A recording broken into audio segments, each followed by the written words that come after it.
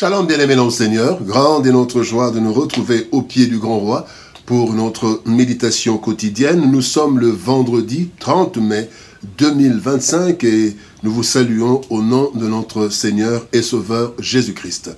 Pour notre méditation de ce jour, nous allons lire un texte dans l'Ancien Testament, dans les livres des Proverbes. Proverbes chapitre 3, versets 5 et 6, dans deux versions. Parole de vie 2017 nous dit: ne t'appuie pas sur ton intelligence, mais de tout ton cœur, mets ta confiance dans le Seigneur.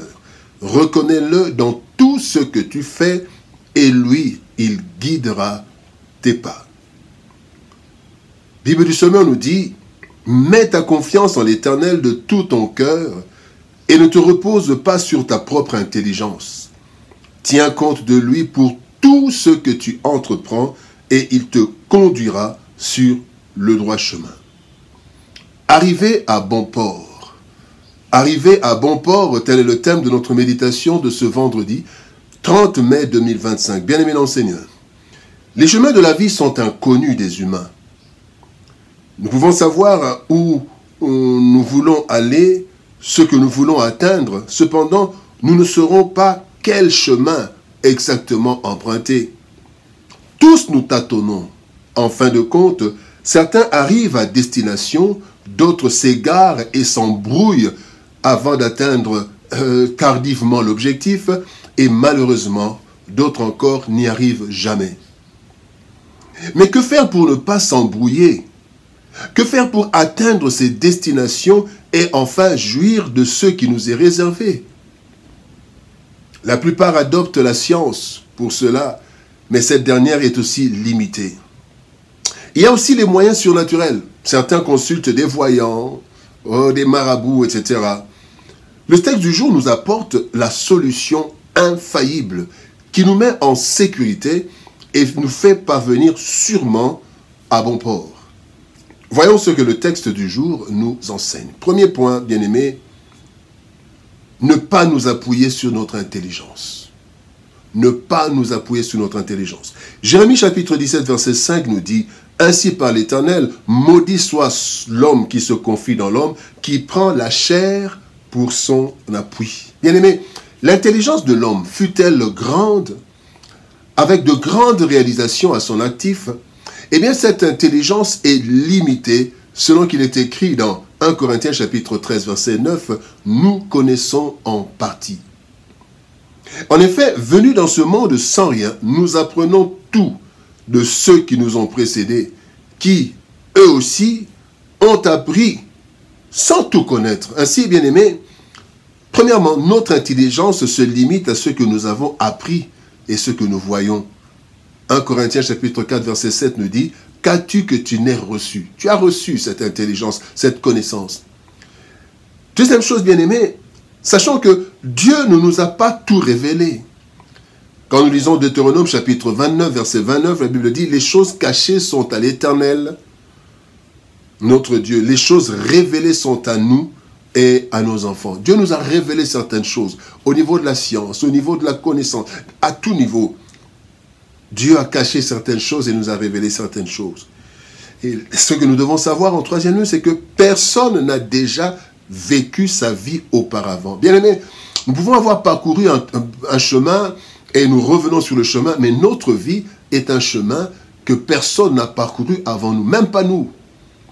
Tout est nouveau dans notre vie et nous devons apprendre, nous devons avancer. Le deuxième point, bien aimé, parlons de faire totalement confiance à Dieu. Faisons confiance à Dieu totalement. Jérémie chapitre 17, verset 7 nous dit: béni soit l'homme qui se confie dans l'Éternel et dont l'Éternel est l'espérance. Bien-aimé, le seul être qui connaît tout, à qui rien n'échappe, qui a la maîtrise des temps et des circonstances, et qui a toute la puissance capable de tout accomplir, eh bien, ce seul être, c'est Dieu.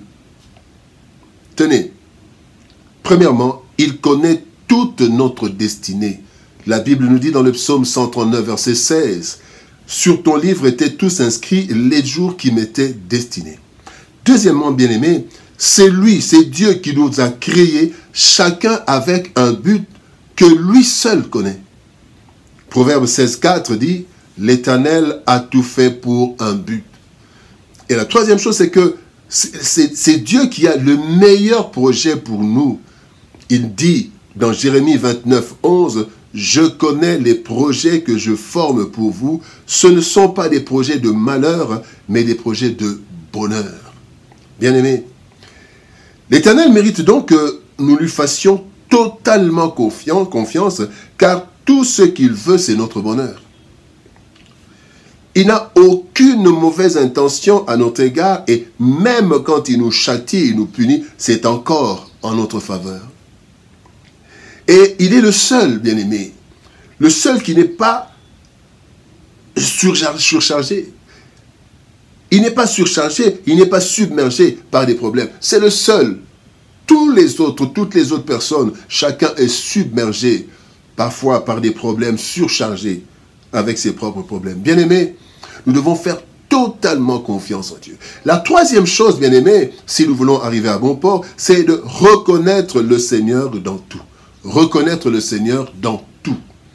Le psaume 55, verset 23, nous dit « Remets ton sort à l'Éternel, et il te soutiendra, il ne laissera jamais chanceler le juste. » Bien-aimé, faire confiance à Dieu, c'est bien, c'est bon. Et parfois, nous le laissons à côté et recourons à lui lorsque les choses se gâtent. Quand les choses se gâtent, nous faisons confiance, nous rentrons. Mais parfois, quand tout va bien, nous ne consultons pas, nous ne reconnaissons pas Dieu dans tout. Ceci n'est pas une bonne attitude, bien-aimé. Si nous voulons toujours arriver à bon port, eh bien, nous devons adopter des attitudes conséquentes. 4 attitudes que nous allons voir. Première attitude, consulter Dieu ou lui faire part de nos intentions. Jérémie chapitre 33, verset 3, « Invoque-moi, je te répondrai. » Consultons Dieu. Nous avons quelque chose par notre intelligence. L'intelligence n'est pas enlevée. Mais, bien aimé, consultons Dieu parce qu'avec toute notre intelligence, nous pouvons nous tromper. Deuxième attitude, bien aimé, nous devons nous rassurer que Dieu est avec nous dans ce que nous voulons entreprendre. Dans Exode chapitre 33, verset 15, la Bible dit, Moïse lui dit, « Si tu ne marches pas toi-même avec nous, ne nous fais point partir d'ici. » Bien aimé, quand nous entreprenons quelque chose sans Dieu, l'échec est déjà programmé. Troisième attitude, nous devons nous conformer à sa volonté durant tout le trajet.